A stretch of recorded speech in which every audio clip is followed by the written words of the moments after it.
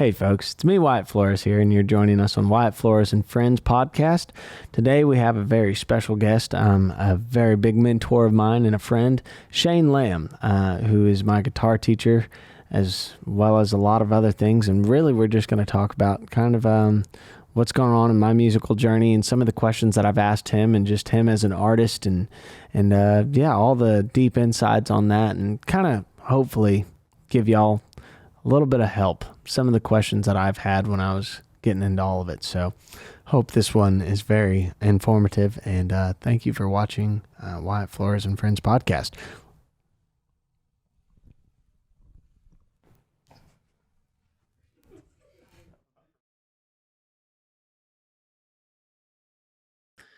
Shane, I got to ask you first off. So what was the native tribe of where you kind of grew up at?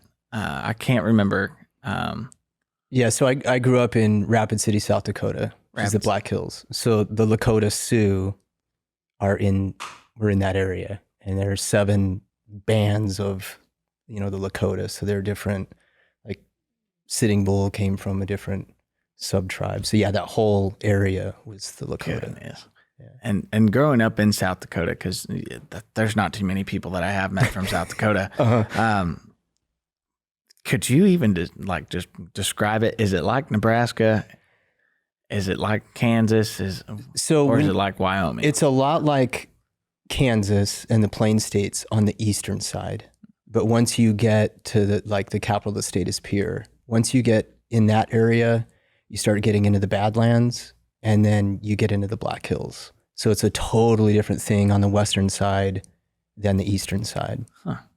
Yeah, I haven't gotten to tour through there yet. Oh man, you'll love it when you go there. As long as we're not probably going through there in the middle of January. Yeah, you don't want to. Summertime might be a good time. Yeah. Oh man. Well, for those of y'all that don't know, Shane has been my music theory teacher. That's like the professional terms for it, at Green Hills Guitar Studio here in Nashville for 2 years. It was before you moved from Oklahoma. Yeah, I guess I started. Because you were coming down. It was in 2021. Yeah. So coming up on 3 years. Right. And I say music theory teacher. For me personally, you've been pretty much my mentor through everything that I've ever gone through.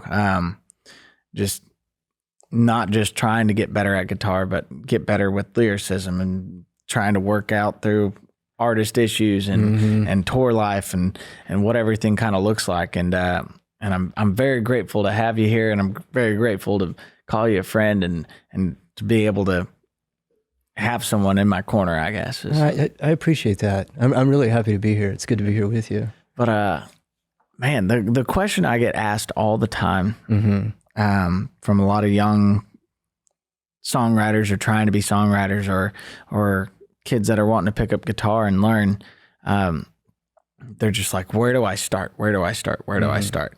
And even right now, as we have this podcast currently going on in my life, is coming back to just learning the fretboard and the triads. But really, I just want to see where you would say someone should start, because I showed up only knowing cowboy chords, and then you were like, okay, let's bring it back a little bit and teach you. Well, because you were writing a lot and performing, and you right away you wanted to be able to do more, and so that kind of is what spurred us into expanding and talking about more chords that you have at your disposal, other than like just the normal ones in a major key. Yeah. Right. So I would say it's really important that everybody just starts from a place of, there are foundational things that everybody needs to know, regardless of what kind of music you want to play. So like the cowboy chords, that's a great place to start, because once you learn a lot of those chords, you can play a lot of different songs, and then you start getting into using the capo with those same chord shapes. So starting there is really important, and also working on just being able to play in time. Yeah. And as a lot of songwriters are fine by themselves, but their time is usually pretty bad. So if they're going to play with a band or another writer, things fall apart pretty quickly. And a lot of people think we get very internal and we get in our head and we start judging ourselves like, well, I can't play rhythm, or I'll never be able to do this. And that's just not the case. Like, everybody has to work on their rhythm playing. Yeah. Everybody has to work on these foundational things. And I think getting people to realize that there is a place to start and a linear way to go forward. And, you know, working on music that you're passionate about and that you care about and that you're interested in is really important. But that also can be a double-edged sword for people that don't have the skills to play the music that they want. And then they're unwilling to work on, well, I don't want to do that. That's not fun. And like, if you think of it athletically, that wouldn't go well if you're trying to get better at a sport. Yeah. You know, sometimes you just have to, everyone has to work on stuff. So I think there's an acceptance piece to it that doesn't get talked about enough. Is like, there are just foundational things that everybody has to work on. Yeah. And I feel like that's where a lot of people don't. Like, I remember when my uncle was trying to teach me just remembering the chords. Mm-hmm. He'd sit there and go, okay, now I'll hold this chord, take your fingers off, don't look.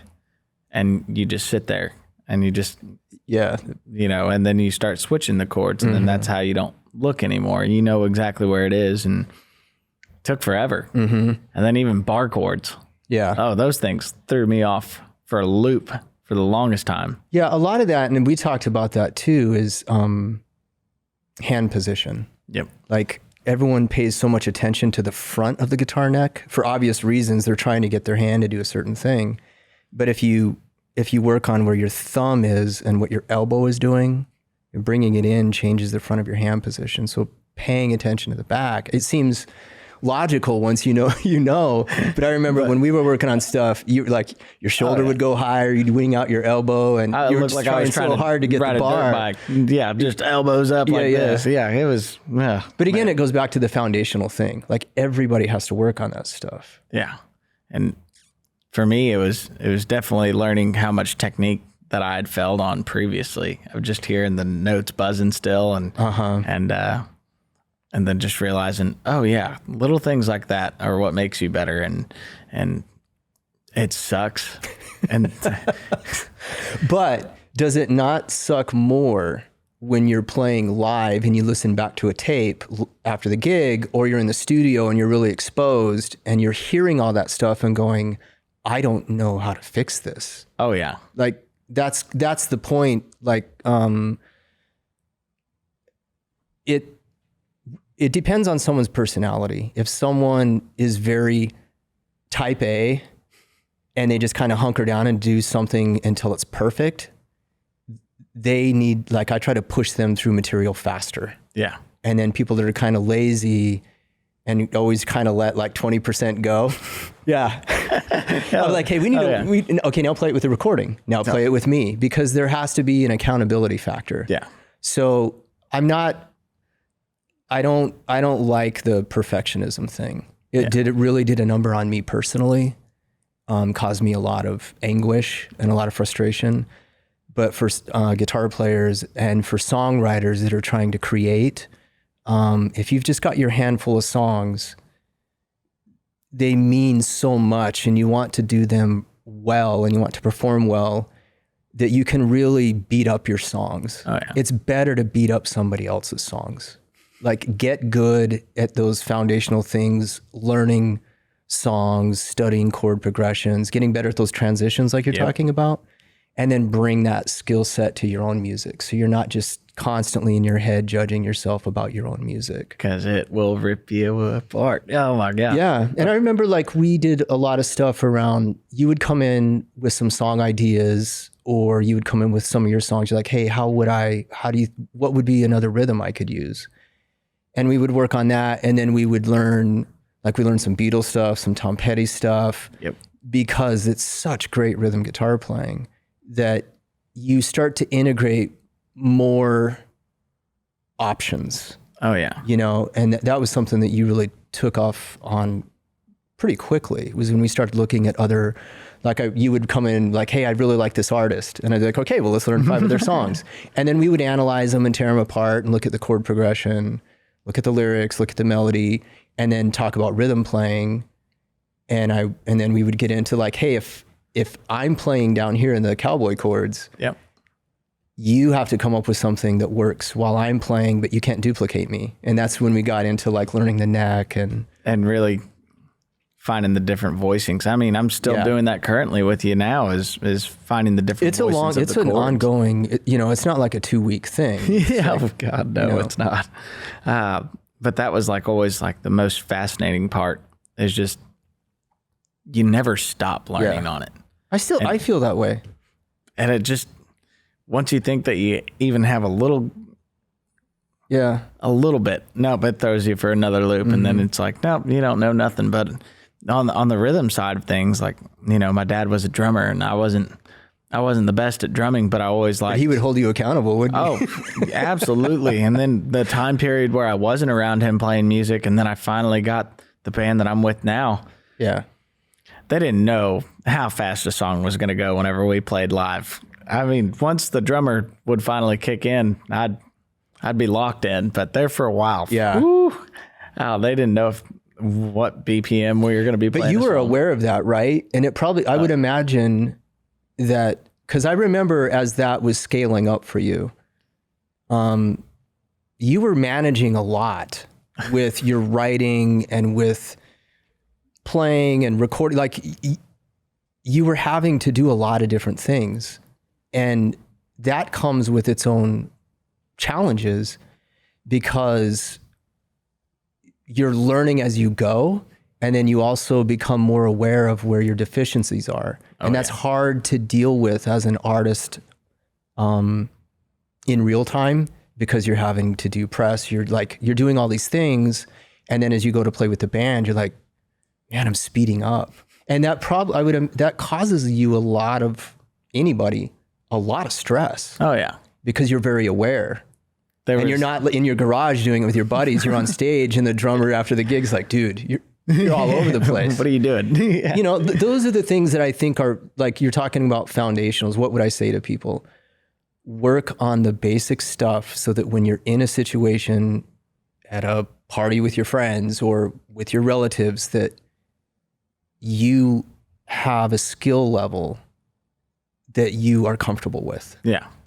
Because it's not fun to be on stage and have the drummer, giving you dirty looks and. Oh yeah. Or when you completely flub a solo. Cause I remember I still do it, but not as bad. There was a couple times where I was like, I didn't even start in the right key, and I definitely ended up in a different key that was still not I remember the right you key. coming to me after a string of shows. You're like, you need to help me with this. Yeah, I was like, I don't know. It's the simplest little thing. It only goes on for this long, and every single time I am just, and yeah, no, that's definitely the moment where it kind of kicks in, is when you're in front of a crowd, and then it, like, you really start judging yourself. But for the most part, I always stuck to this, which was ever since I was trying to start singing and play. I'd do covers, but I'd videotape myself before, everyone told you to post on TikTok. I'd just take videos constantly, and then I'd go back and listen until I felt like I actually got to a place where I wanted to be, I guess. That's really smart. Because as musicians, we can get really self-conscious about that. Like, this feels weird. I'm sitting here like recording myself or, watching myself. But when I was in college, I was a guitar performance major, and I studied classical guitar. And I had this little Tascam 4-track recorder, and I would set up the microphone and I would record myself playing these pieces. Because all of your tone comes from your hand. And if my nail was too long on the third finger, I could hear it. It was brighter, right? So by recording and paying attention, I think it does two important things. You're able to be distant from yourself and be the listener. So then everything doesn't seem so personal, right? So you're listening, you're assessing, you're problem solving, you're tweaking and fixing it, recording it again, and you're improving those foundational things. So you're getting better as a player, but you're also getting better as a listener.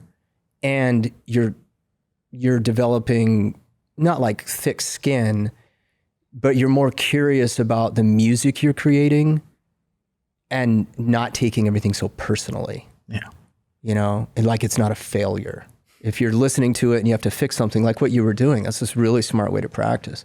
And it's weird because a lot of people, especially like, you know, younger students, they've got their phone right there. And I tell my students all the time, like, pick up your phone and make a video and watch yourself and listen. And they won't do it. And it's so easy to do now, where before, you know, you had to have a 4-track and you had to have a microphone. And so, yeah, it's a great way to practice. It's just like, I think another thing that's important is for people, for musicians, whether you're an artist or you're playing for fun, is to treat it like an athletic thing. This is what every single time we've ever talked, it always would come back to this, or we talk about, firearms too, of just the classes that you've been to. And I've always loved these, because even like, you know, got to play the Opry here soon, and we're fixing to do some stuff that we haven't really shown the world yet. And it's like, well, are you going to step up to the plate, or, you know, are you going to go box Mike Tyson? Yeah. And not practice at all? Exactly. And a lot of musicians and a lot of songwriters, singer-songwriters, performers, they hope it's all going to work out. And it usually doesn't, because you're dealing with stress, you're dealing with adrenaline, you're dealing with fear. You might be running late, you know, so like that adds to all those things.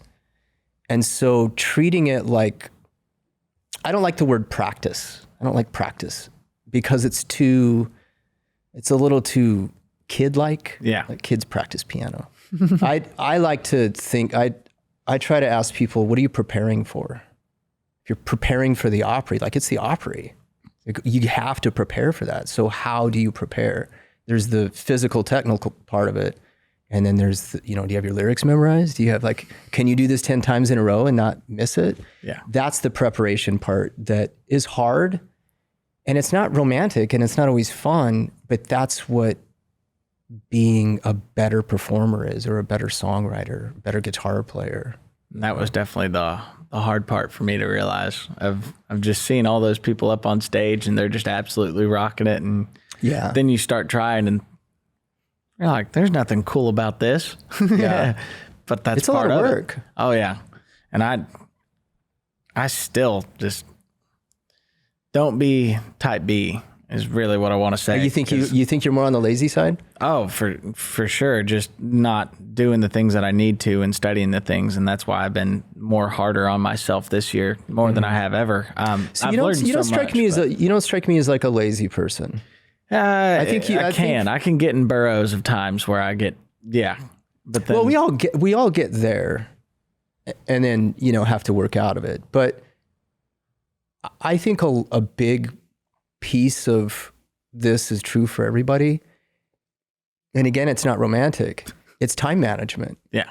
Well, it's like I have my teaching schedule. If I have gigs, recording sessions, I have my practice time on my Google Calendar, and I know what I'm going to work on. So I have to be really, if I only have 2 hours, or if I'm prepping for a gig, I have to be really efficient with my time. And I think that's another thing that people that are learning an instrument struggle with. And it's even more challenging for creatives because we live so much in inspiration or magical thinking that we feel boxed in when we have to work when we're not inspired or we're not feeling it. And so having a designated time to write or to prepare or to work on your guitar playing, that's probably beneficial to 9 out of 10 people. So I think for you, it's not a thing of laziness. It's about being focused with time and being I'm going to work on this and then I'm going to work on this, and not bouncing around. Oh yeah. Because there's a lot to work on, Plenty. And it can feel overwhelming, and then we avoid it. And then we're like, well, I'll do this tomorrow. But then when you do it, you're like, that was easy. Yeah, it's not that bad. I'm just sitting down learning things, and it's always just the process of getting to do it. But then once you do, because I think that's where I've always struggled with learning is it's always been like a monkey see, monkey do type of thing. So I'll watch like my guitar player, or I'll watch Clem, and I'll just ask questions, and then I'll play. That's a great way to learn. Yeah, and which is how I learned cowboy chords and pretty much everything before I'd met you. But I still just kind of learned that way of just sitting around good musicians and asking questions on what they're doing, and man, it just because I had YouTube growing up, so you watch whatever the person on the video's doing. See, I didn't. That's where I think today's generation has kind of led us to a point where if you really want to be a great guitar player, like all the greats before, you have to go back to the original steps. Yeah, I kind of say it jokingly to people, but when they come in like, hey, I learned this thing off YouTube. I'm like, who is that guy? Who's that person you learned that from? You know, has he ever played gigs? Has he toured? Has he played in a recording studio? Because there is a lot of really great information online. But when you're a beginner, you don't know where to go to get that information.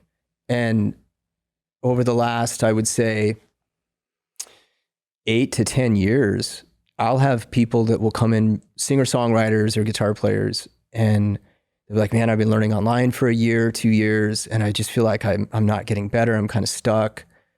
And then I'll say, okay, well, play something for me. And they can play bits and pieces of songs, or they have some really cobbled together technique that's causing them a lot of problems. And then we kind of have to go back to the beginning and be like, hey, we need to work on some of this hand position stuff, some of this picking stuff.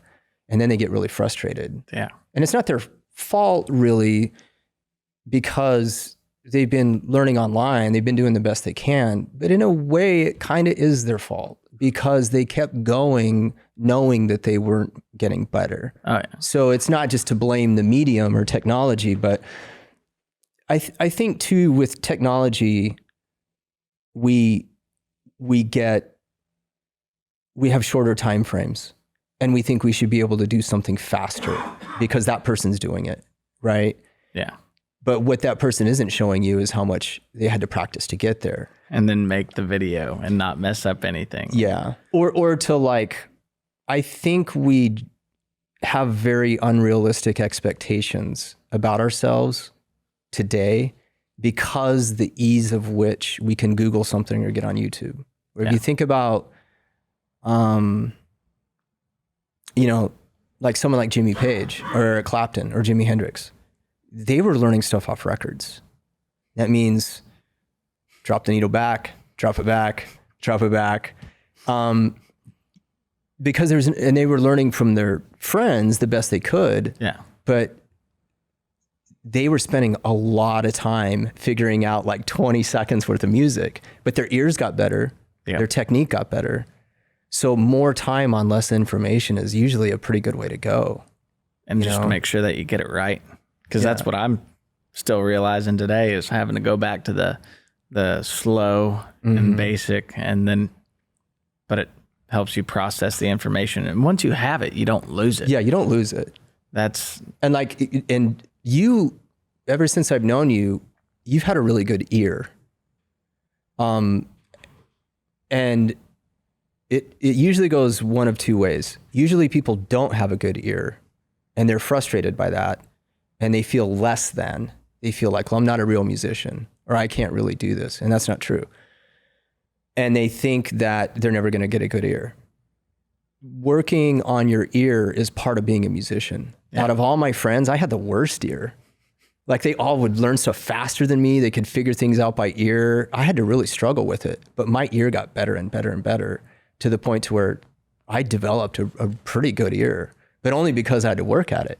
But people that have good ears, they also tend to rely on that so much because it bails them out in the situation they're in. Yep. But they don't work on the stuff we're talking about, where, like, if you're in a band or you're trying to communicate to the piano player or the fiddle player or the other guitar player, and you're capoed at the 4th fret, and you're like, well, I'm playing a G chord. You're not, no, you're not. You're playing that shape. But so being able to write and play by ear and be creative, that's fantastic. That's really important.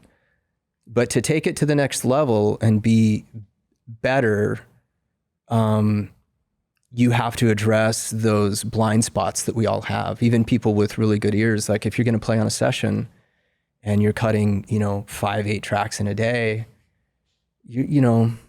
man, things move pretty quickly. And they don't like mess-ups. I mean, it's a function of time. Yeah. Like it's cost. Sessions can really bog down when someone is bogging it down, and usually that person doesn't last too long on sessions because especially in Nashville, you can pick up the phone and have another person there in 20 minutes. Throw a rock out the window. Yeah, and I think too, for like the position you're in as the artist and the writer, you know what it's like when things are really flowing and things are working really well. You want to stay in that flow state. Oh yeah.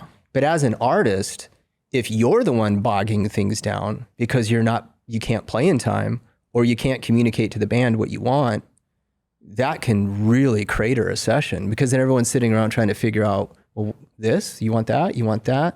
So that's why I think it's really important for songwriters to have at least a fundamental skill set, some knowledge of theory, playing, even if you're just an acoustic player playing rhythm, there's nothing wrong with that. Yeah. But being able to guide the vision for your creativity forward, because otherwise people are going to make choices for you, and it's not because they're mean. It's because they're like, well, like this works. Yeah. They're trying to help you, but they may not be hearing what you're hearing, and if you can't tell them or guide them, decisions get made quickly. And they're not usually the ones that you want to hear. They may not be. I can tell you that much. Yeah, I've had a couple of times where I didn't know what I wanted, and I let someone else make a decision for me, and I was like, well, that's definitely not what I want. Yeah. And we all do that, and hopefully we just learn from it, but you don't want to keep repeating that. Yeah. And again, like with the guitar thing, it's not hard to be like a good rhythm guitar player, like being able to play just like 1, 6, 4, 5 chords in time with the recording. It takes work, but it's not impossible. I mean, anybody could do it, really. But you have to get on that routine of, why am I doing this? What's my purpose? How do I stay focused on this? And how do I move forward? And then it's just a lot of repetition. Yeah. And that's the hard part. But if you stick to it, yeah. Then, I mean, even my band members telling me after this last little run of shows, I did some transition from one song to another, and they all thought it was the craziest thing ever. And I was like, because you pulled it off? Well, it pulled off just fine, but I thought it was the easiest thing ever. But literally my drummer has a talkback mic, and he goes, I don't know what the hell that just was, but that was cool as hell. And I was like, that was the easiest thing. You just walk it down and then go into the next key. And that's the thing. Yeah, you were hearing it. Yeah. Right. But it's not something that's complicated. Once you know the knowledge, it just all makes sense. And then... Yeah, and also like working with your band, you start to develop like you kind of know where people are going. Yeah. That's why, like, if you watch that Beatles documentary that Peter Jackson did, you can see how those guys worked together. And that documentary was later in their career, right? So, and they were still struggling. They were still like trying to figure things out, but they were relentless about the pursuit of it. Yeah. And one guy would contribute something, but they could pick up and play together because they had played so much together. Now you change one of those pieces, like you put a different drummer in your band for a sub, and you start going in another direction, that's going to cause problems. So like we have to develop a sense of feel for who we're playing with, and then be able to adapt when we're playing with other people. So it's about paying attention and listening. It really So you is. heard something and were able to execute it. And now you would hopefully be able to, after the gig, be like, yeah, what did I do? Figure it out and be like, oh, this is what I did. Like with the knowledge that you've gained with inversions or theory, and be able to not only demonstrate it, but explain it. or even zoom in on it even more and see where else you can go with it. Right. Now that's where my mind is already taken off. I'm like, well, I know what I did, but how do I make it better? And just sit down and you keep trying things. Yeah. But see, then it comes down to options, right? Yeah. So where is my ear taking me? And then how do I fulfill that on guitar? Instead of like, my ear wants to go here, but I hear this note. What if that note is the third of the chord or this, the fifth? Like, how can I start playing around with my options? And that's even people that have really good ears eventually run into that problem of they've exhausted what they know. But that's a good thing, because then you're on course to learn something new. Yeah. Because you feel the need to go the extra mile. Right. It's like, well, I've ran out of room. Yeah. And that's definitely where I've been at, is just, there was a certain point where I showed up to you and I was like, okay, I've played the same chord progressions, flipped them backwards, intermingled them. I'm running out of options here. And just, then we started working on inversions as well. And just, I don't know, there's an endless world that you can go, rabbit holes for days. Yeah. But really, I think that's what it all came down to, was just having to go through the basics and have the knowledge. And because really, you start learning all the other pieces as you go, and you start seeing the similarities. Yeah. And I think that's how we can stay inspired and stay hungry. Yeah. Like I remember with you had certain rhythms that you liked. And there's nothing wrong with writing 3-chord songs, 4-chord songs, like Merle Haggard, Hank Sr., Petty. There are a lot of really great 4-chord songs. So there's nothing wrong with keeping it simple. Yeah. But if you're looking like you were looking for other options and other colors, because I remember that you came in and that's what you said, is like, what else can I do? And it's not like you have to study classical or study jazz or anything. It comes down to, well, what if we look at some John Prine fingerstyle stuff? Or what if we look at this Jason Isbell song? Like, look at what he's doing with this chord here. Getting, like I said, a minor 4 chord, or, like those options are important to study and to learn, because they pop up all the time. And so it's just part of what we need to have in our toolkit, I think. And for those of y'all that have asked, me and stuff like that, really, the advice that I always gave was, whoever your favorite artist is, the same advice that you gave me. Whoever your favorite artist is, sit down and start learning their songs. Figure out what they're doing. What are the lyrics doing?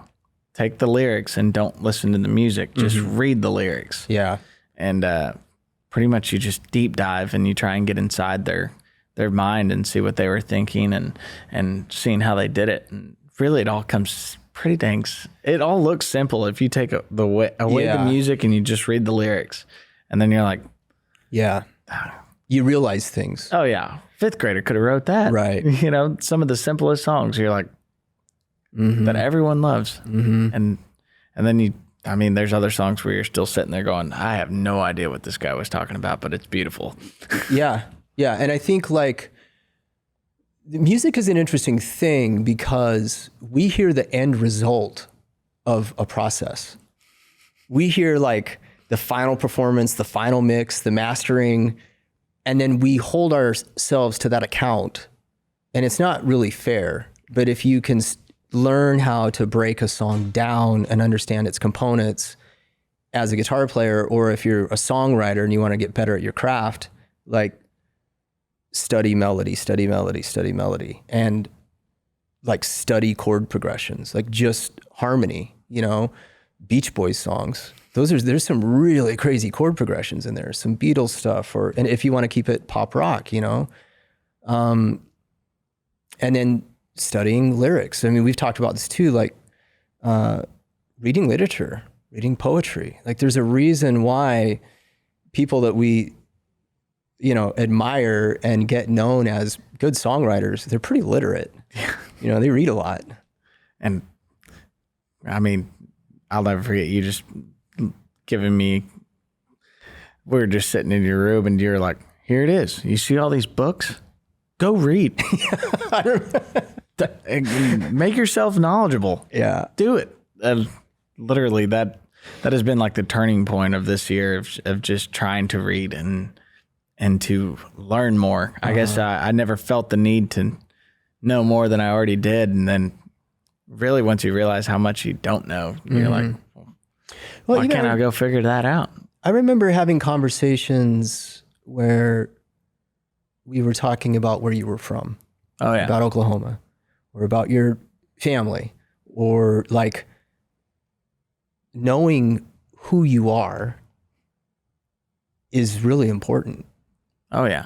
Because that gives you a sense of yourself as a person, but especially for singer-songwriters, I think it's crucial to know who you are, what you believe in, what you're interested in, or we're chasing what other people tell us. Yeah. You know, and that's really dangerous for creative people because like when people are talking at us all the time and everyone has an opinion, we can get into a lot of self-doubt and then we're chasing that, or maybe I should do this, or maybe I should do that, or maybe I should, that's pretty toxic. It's not good. Yeah. So like knowing, what kind of music are you passionate about? What kind of lyrics do you like? What kind of melodies, like what excites you? And then learn how to do more of that, you know? Because that was always kind of a little bit of a struggle. I knew that it was there at least. Mm-hmm. And that's why that first EP that I put out had different styles of music, just because I seen from other people blowing up on TikTok and everything and becoming stars that they get trapped into a sound. Yeah. And then everyone just labels it right then and there. And that was about the smartest thing that I could have done right off the bat, was start putting out music that had different styles, in my opinion. So that way it never boxed me in to do one thing. But I think that's crucial. Like, going back to the technology thing and, the creative process. Like my whole thing is artistry, authenticity, and like figuring out who somebody is, what they're passionate about, and then developing that. Yeah. And you know, with technology, if you get on Spotify and like people are just releasing these singles, right? And I get that because that's how I get it. But what I see with a lot of young artists is they're on this intense roller coaster of like, oh, I wrote this. It took all I had to write this one song, and we had to record it. And then I had to do like all these videos for it and TikTok and social media. And they're just spinning like this all the time, right? And they're not developing a style, and they're just too spread out. Yeah. Where we talked about this a lot too, is like, next week you need to write me 3 songs. Yeah. I don't care what it's about. You can write about blades of grass. You can write about, it does not matter. But learning how to write and think like a writer and be creative, I think gets us off of that cycle. And I think it's really important for people, like I'm always harping on people, don't write a song, write an EP, write a record, because you learn so much by writing an album. You have to make decisions about tempo, key, and then you have to dig deeper. And I think it's important to, like I tell people all the time, you need piles of songs. You need like finished songs. You have to finish songs, and you need options live or in the studio.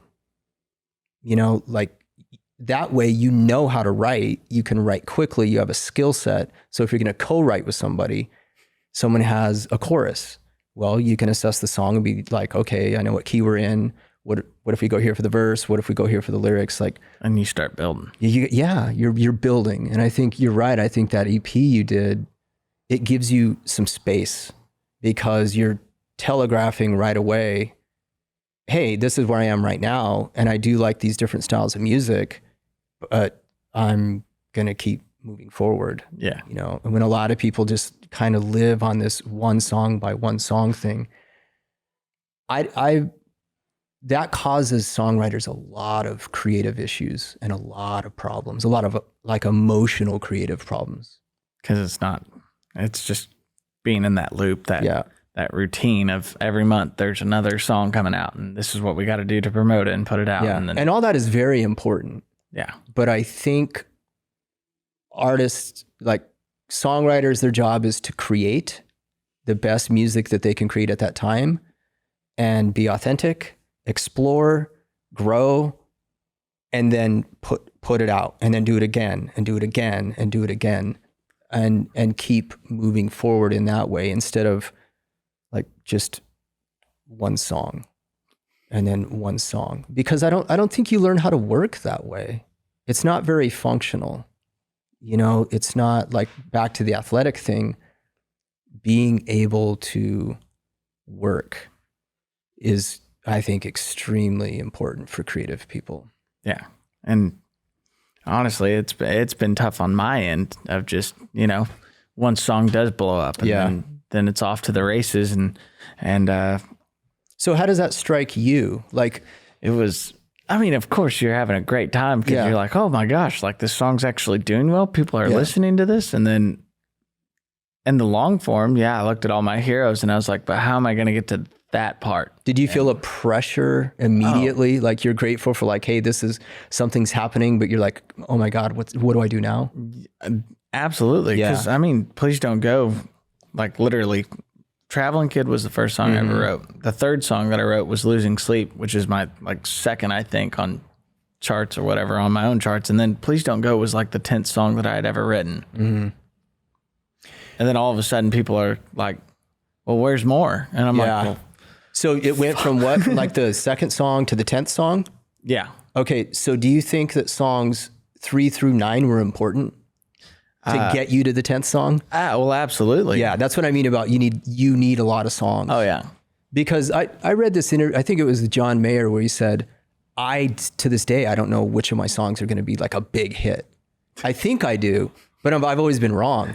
So there's a guy that's a pretty prolific writer and a really talented guy telegraphing to people, you never know. Yeah. You don't know. And your job is just to try to write great stuff, but not everything you write is going to be great. And sometimes you have to write 10 okay songs to get one good one, you know? And then you also have to have a team of people around you that you trust that also know you and what you're doing to be another set of ears for you. Yeah. To be like, hey man, I think that's something there.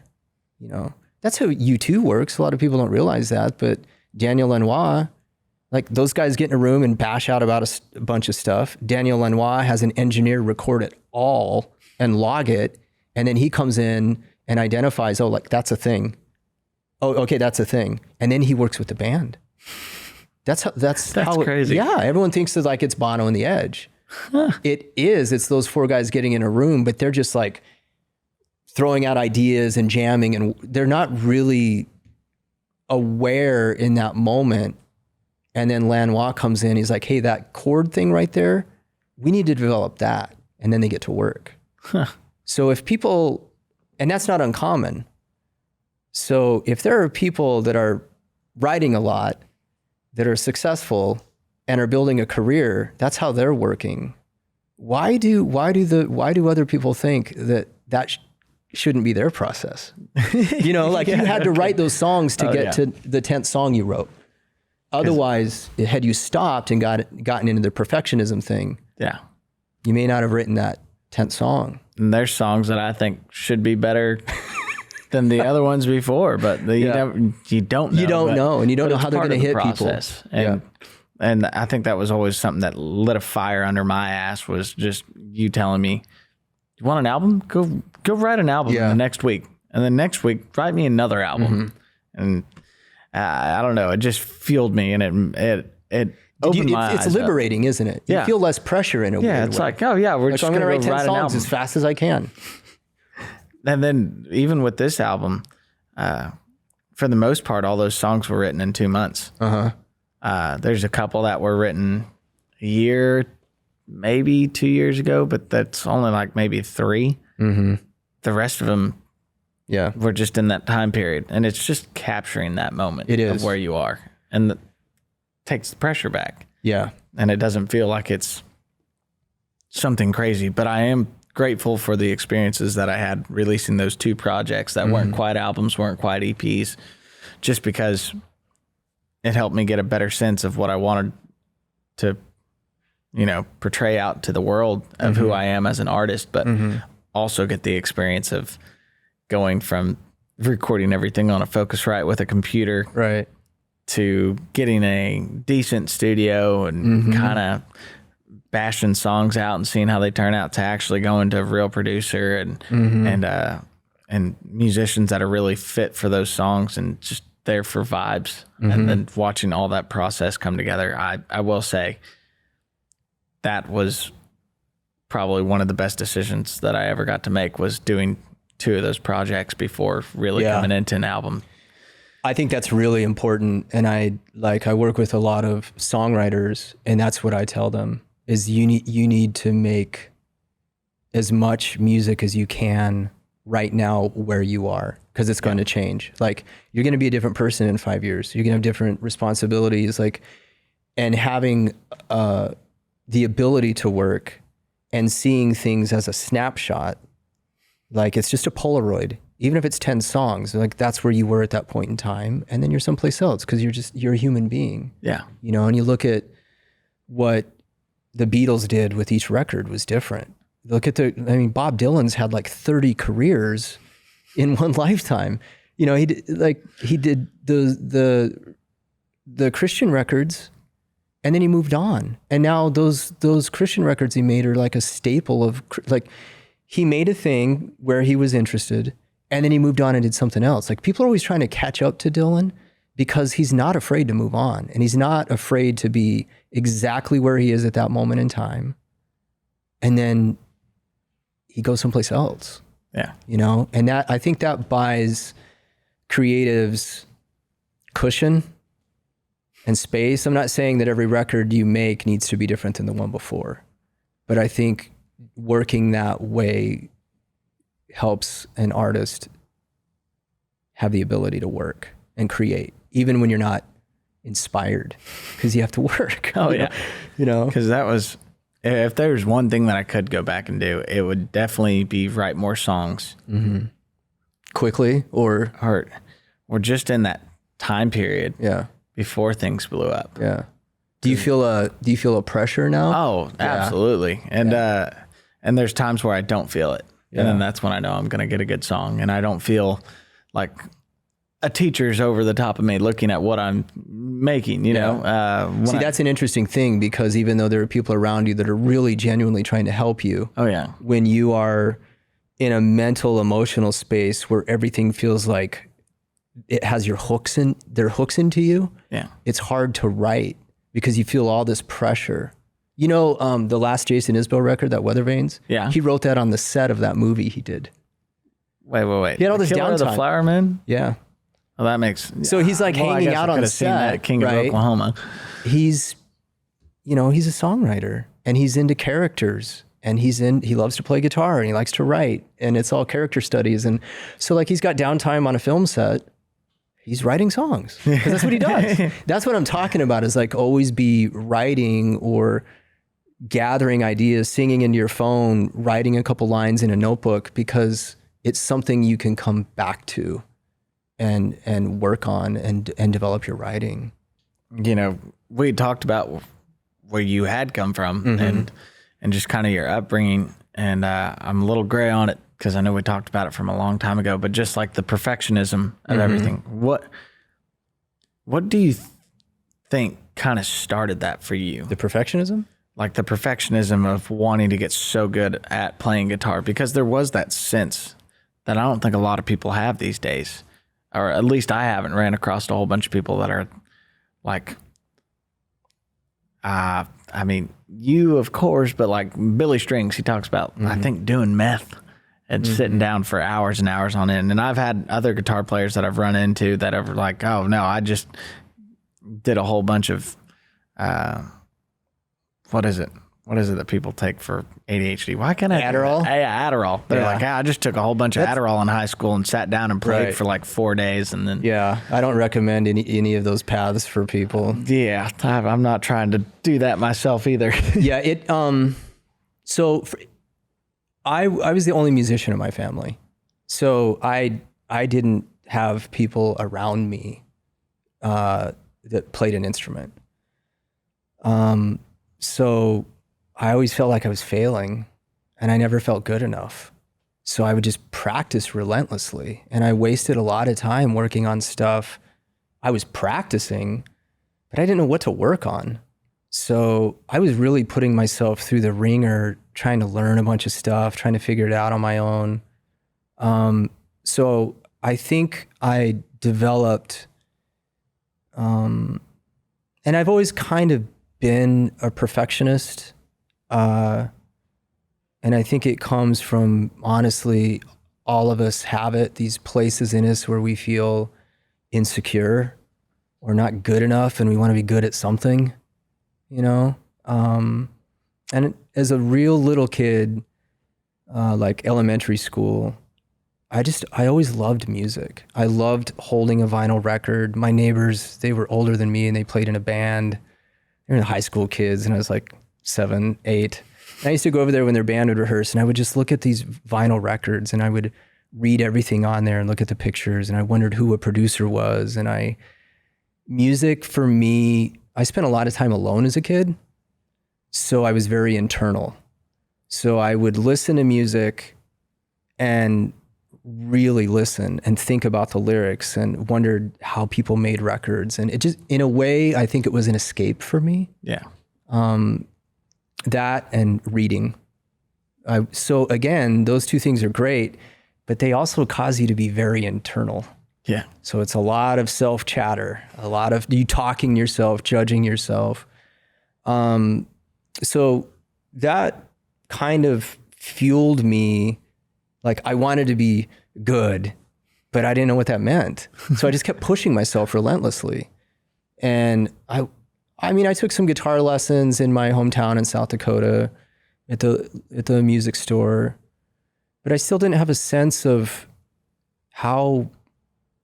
what any of that meant. So I just kept practicing and kept talking to myself. And I think that's why, honestly, people find their way to me as not just a guitar instructor, but like songwriters. Because I'm a songwriter and I can relate to what they're talking about. And I can also, I think, help get people out of that habit. Yeah. And it's a brutal place to be when you're by yourself in your head and comparing yourself to others all the time and not having a sense of what you're doing and why. Yeah. What is the personal goal? Yeah. And yeah, no, when you definitely start talking to yourself and get lost in that. And like tear yourself apart. Yeah, over and over and over. It's just like constant deconstruction, which it's not healthy. It's not good emotionally, psychologically, and it's not good for the creative process. And I think like for you getting to this point where you did these EPs and you were playing shows and, you know, what was that transition like for you getting to the point where you're making a record and what's going through your head or what's your writing process or like, we don't really know what we're writing about until it's done. Yeah. So with my records, I didn't really know, I had a sense, but when they were done, like done, and I came back later and listened to them like, wow, I know what I was thinking about or working on or going through. And like, I was trying to make sense of my place or where I was in time. Like, that's what art does. Yeah. And so for you, what was that process like for you and how were you able to judge what you were writing or gauge it? Like what makes the record, what doesn't? Is there a theme? Is it like some people, like when Picasso had his blue period, everything looked blue to him. That was his headspace. That was his mood because of what he's going through. So he saw the world through that lens, right? And then he moved on. What were you what was your creative process, or what were you sorting out, or what were you trying to string together that turned into an album? How many songs did you write for the album? 14. 14. How many made the album? 14 made the album. There was 19 recorded. Okay. But so you had to make a decision about 5 songs that didn't fit the record, maybe because they weren't good songs, but maybe they were not thematically tied to the record, or not, maybe they were in the same key, same tempo. You have to make decisions about what stays, what goes. Yeah. What do you already have? What do you need? Yeah. And that's a big one, right? What do I need? And that's the I need to work. Yeah. I have to be able to work, because if I need a ballad, or if I need a mid-tempo song, how do I write one? And you're the writer, so that's a lot of pressure. I remember getting to the end of it. We were looking at, I think, 8. Maybe 8. I'm trying to remember. But I remember getting down to the end of it and Bo being like, I need like a Faces song, like an ooh la la. And then I ended up writing 3 more songs. We actually wrote like 4 or 5, but 3 of them made it on the album.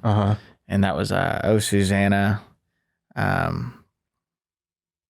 Here With You, and When I Die. And that did you write those 3 at the same time, like back to back to back? Back to back to back, and all in one weekend. He actually turned out to be a great ranch hand that weekend. But besides the point, it's weird that you asked me about the writing process, because I remember talking to Austin Jenkins, my A&R rep, and just being like, dude, it feels like I just have the same song in a different key and a different melody. And thematically, it all started to make sense. I was writing about the same things, and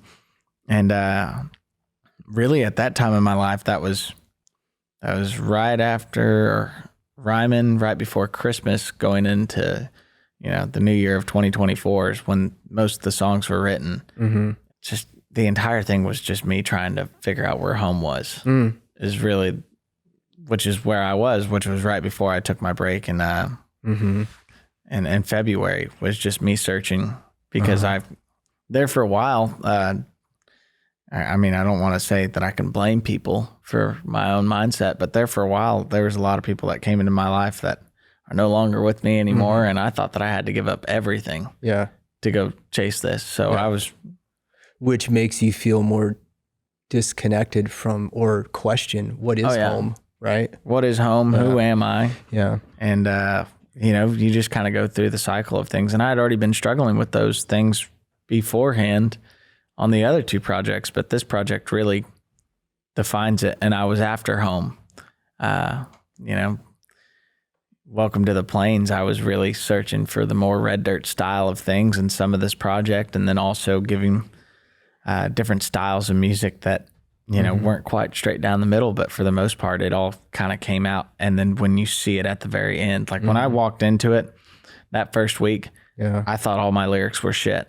So I was sitting there just erasing and going back through. I wrote like 12 different verses for one song. And it just constantly lingered up in here and just talked to myself, which was not a great place to be. And then I finally was like, no, this is where I was. You can make a couple changes where they really need them, but really you don't have to try and outdo yourself of where you were. And just believing in myself to be like, no, this is good enough. Yeah. This is where I was. Being able to believe in yourself enough to be able to look at those verses and get some distance and go, this is the story. Yeah. Like, it is work. I mean, it is sometimes really taxing and excruciating to do that, but like, it requires a lot of fortitude, but also requires a lot of sense of self to go, I've lost the thread a little bit, but it's in here. I just have to find it. Right. And it's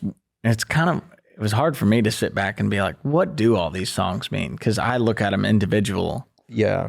Since I'm a songwriter, I just look at the song and I'm like, well, that's what this song means. Here's the backstory behind it. And this is this double meaning if it has one. But I'd never really fully pieced together an album from scratch. Yeah. Like even the Half-Life, or an album, the Half-Life project, I already had those songs written and I knew they were going to go together as an EP. I already knew the storyline just because I had them for so long. But then with this, it was like,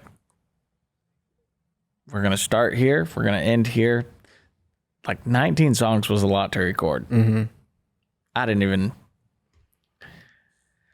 I couldn't even possibly imagine me, you know, before then going, oh yeah, we're going to do this many. And then you sit back and you listen to the final. Yeah. And then you start drawing a line through them all. And the story just unfolds on its own. Yeah. And I think that's an important part of it, is like staying open to not knowing, because we don't always know. Like I read a thing with Tom Petty when he wrote Wildflowers. Like Tom Petty had been at it a long time by then and was really good at what he did. And I think he was in a therapy session. And the therapist, because his marriage was breaking up, you know, and he was talking, the therapist was asking him about that song.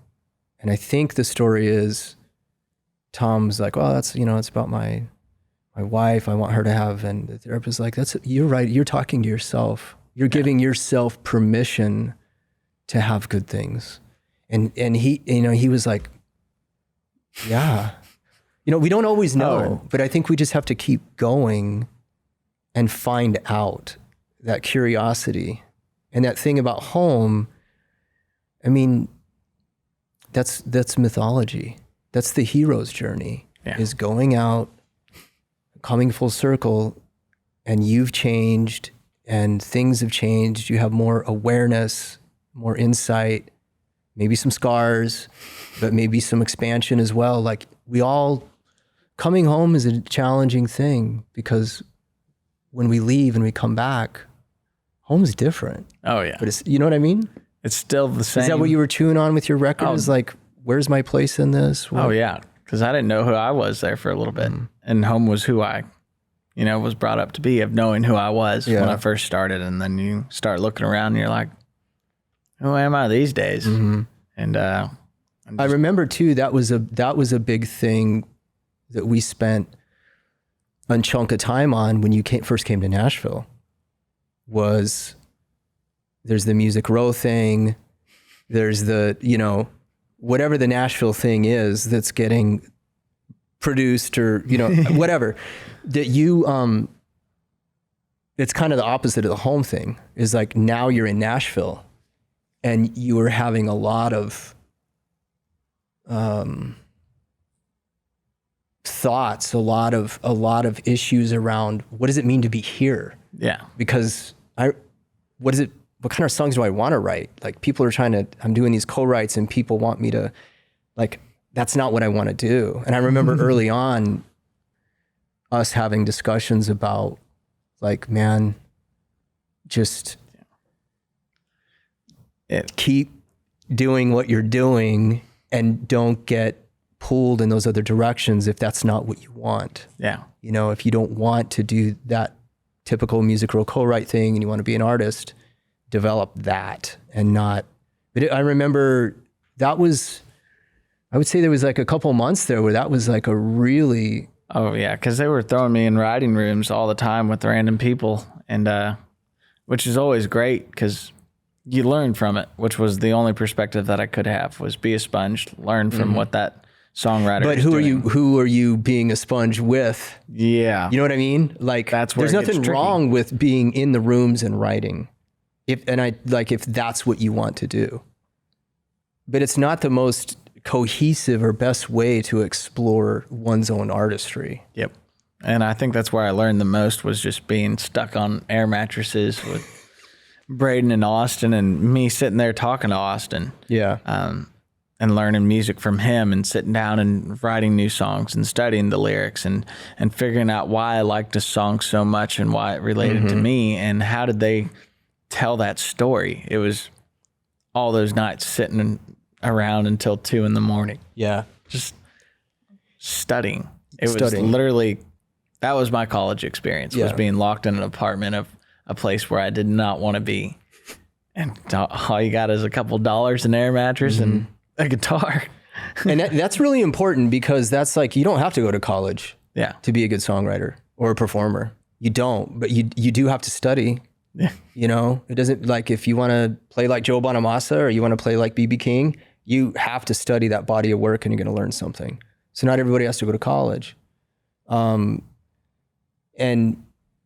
with that aspect of it, that's another thing that I think as artists and creative people and as musicians, we don't do enough of anymore because of technology, or we're too busy. But like writers used to get together once a week and debate politics, art aesthetics, painters, like Tolkien and those C.S. Lewis, those guys would get together in pubs and talk about stuff. And they would kind of argue with one another. They would push one another to think differently, or they would, like, that's what that was for you with Austin. And that's what, like, our sessions when we get together, that's kind of what we're doing, is like teasing things out and exploring and getting out of our own heads. Yeah, that's the biggest problem for me, is if I quit telling myself I'm not good enough, I turn around and I go perform better. I write better songs. I'm able to just be creative and not let everything in the world bog you down, or whatever you think is going on in the world, you know. And because of that process and your willingness to do that, if I were to call you tomorrow and say, Wyatt, we're going to make a record and we're going to write 30 songs, and we're going to write 30 songs by September.